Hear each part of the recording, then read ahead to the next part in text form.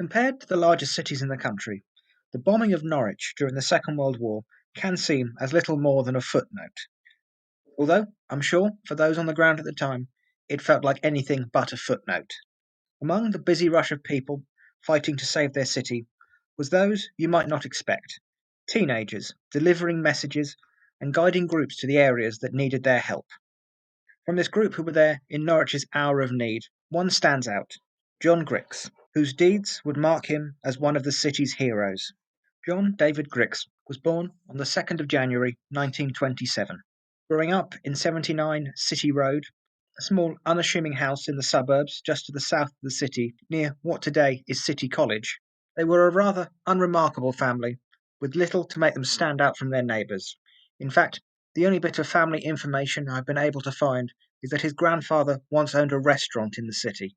He attended St Mark's Senior Boys' School on Hall Road in Lakenham, the same school where another young man of the city who would be awarded for his bravery attended decades before, Sidney James Day. Follow the link on screen to the presentation about him and the actions that earned him the Victoria Cross during the First World War. When not in education, John was a chorister at St Peter Mancroft Church, located in the city centre, and like so many boys of his age, he joined the Boy Scouts, where he reached the rank of leader. When the Second World War broke out in September 1939, like countless others, John was eager to do his bit, especially as roles for the Boy Scouts were being arranged. They were to work as messengers in the Civil Defence Service, as it was believed, due to their training in outdoor survival and their knowledge of their local areas, would make them invaluable and possibly the only reliable form of communication if an invasion came. But there was a caveat. To be involved in such work, you must be at least 16, a criteria that John was yet to meet. Of course, as we know, the invasion never came. What plans there were shattered in the skies over Kent in 1940 by the power of the Royal Navy's Home Fleet, and it wasn't long until the eyes of the Third Reich turned east to a far bigger threat to them, the Soviet Union. So Britain was saved the fate of panzers rolling through its fields, but it wasn't going to be spared the onslaught of German bombers. The Civil Defence Messenger Service, as it came to be known, played a vital role all over the country during the Blitz and the following bombing raids, risking their lives as they cycled through the chaos of the raids, exposing themselves to flying glass and debris, the choking thick smoke, and of course the falling bombs to deliver messages to the police, fire brigade, and others. To many, this might sound like something you'd want to be as far away from as possible, especially in your teens. But John Grix was clearly not like most people. He was so determined to join that when he did, it was after faking his age, being 15, not the required 16. What he joined would grow in the city to be a rather sizable organisation, to around 100 boys and 30 girls. They came from all walks of life and all over the city. Their headquarters was set up in Chapelfield East, and motorbikes were required for the older members. But for the rest, including John, push bikes would have to suffice. Like many places, Norwich may have lacked all the equipment they needed, but they certainly were not lacking in volunteers. Of a population of 125,000, 15,000 had registered as fire guards. Norwich hadn't done too badly in the first 2 years of the war, escaping the horrors that had befallen many of the larger cities, and other than the occasional lone aircraft dropping 1 or 2 bombs on what was called a tip-and-run raid. The skies above remained clear.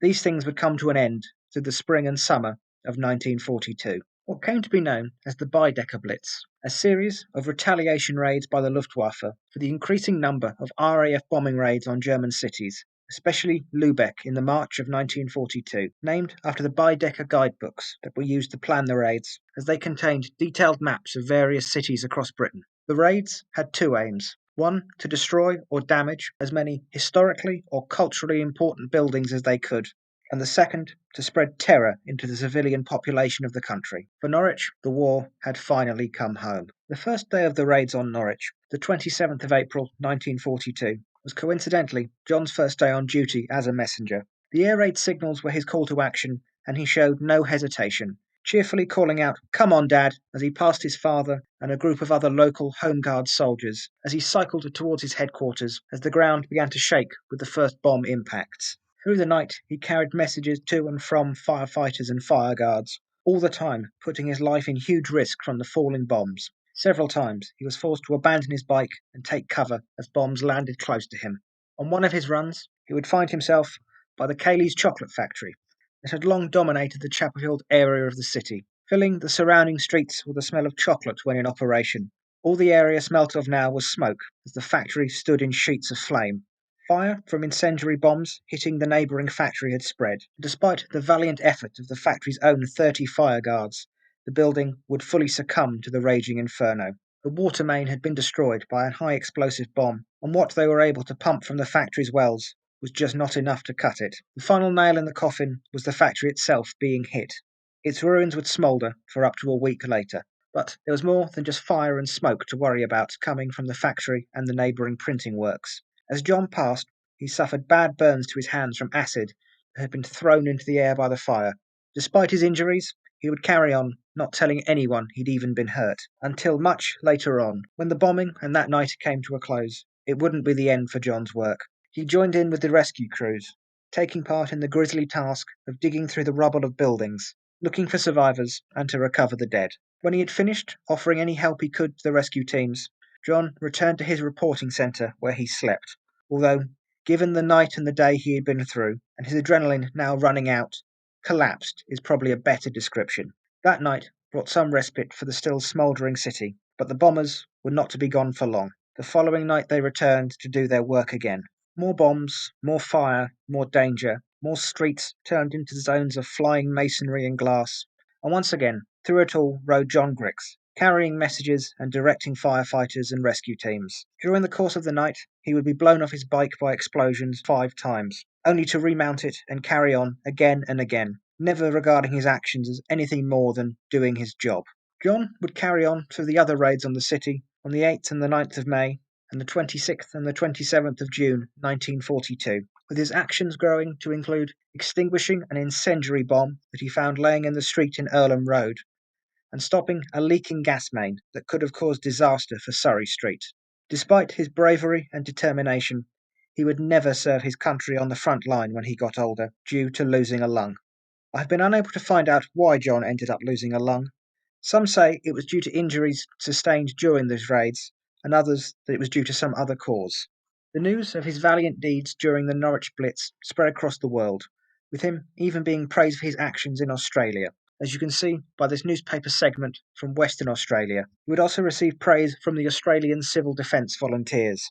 As word spread, so did the truth of his real age, with headlines reading, 15-year-old raid hero, and younger hero was there too. The Baedeker raids on Norwich would cost the lives of 200 and injure 850. Of the targets, the historic buildings, 7 were destroyed. The Church of St. Julian, named for Julian of Norwich, a female hermit who wrote her strange visions in what became the book Revelations of Divine Love.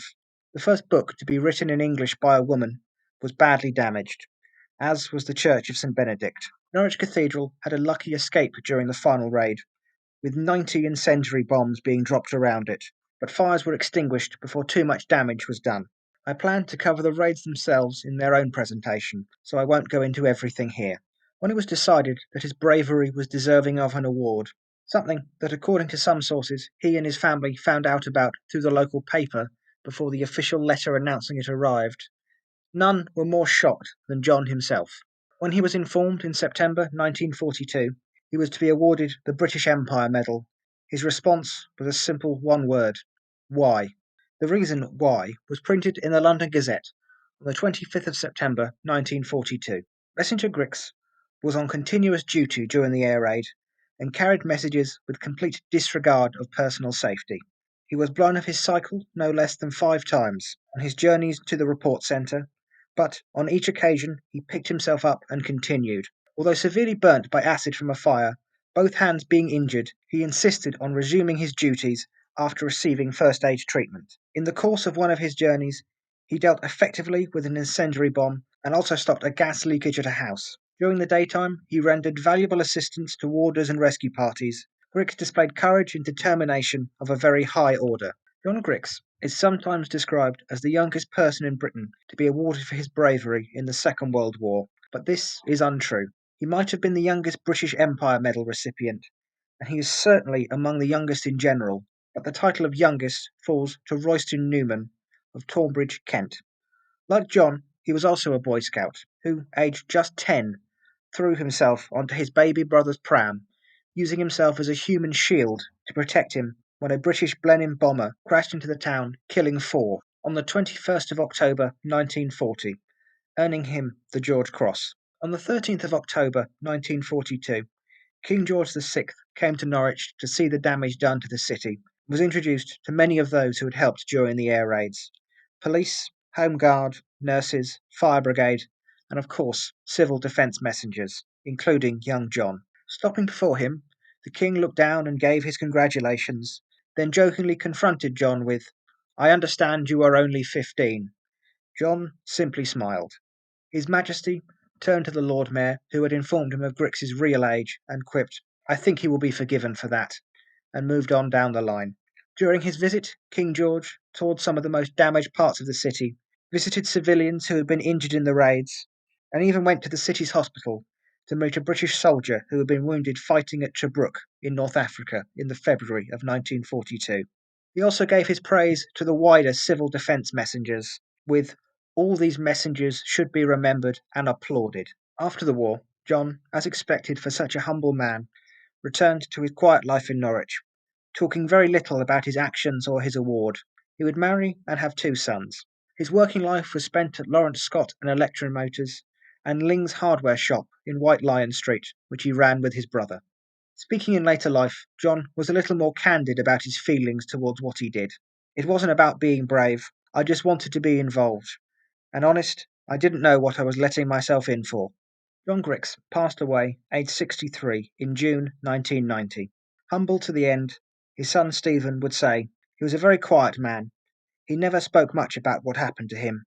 He just said he did his bit. I hope you've enjoyed this presentation. All of the information and pictures used can be found in the description below. Feel free to like and subscribe if you wish. This was John Grix, Norwich's boy hero, and this was a little bit of history.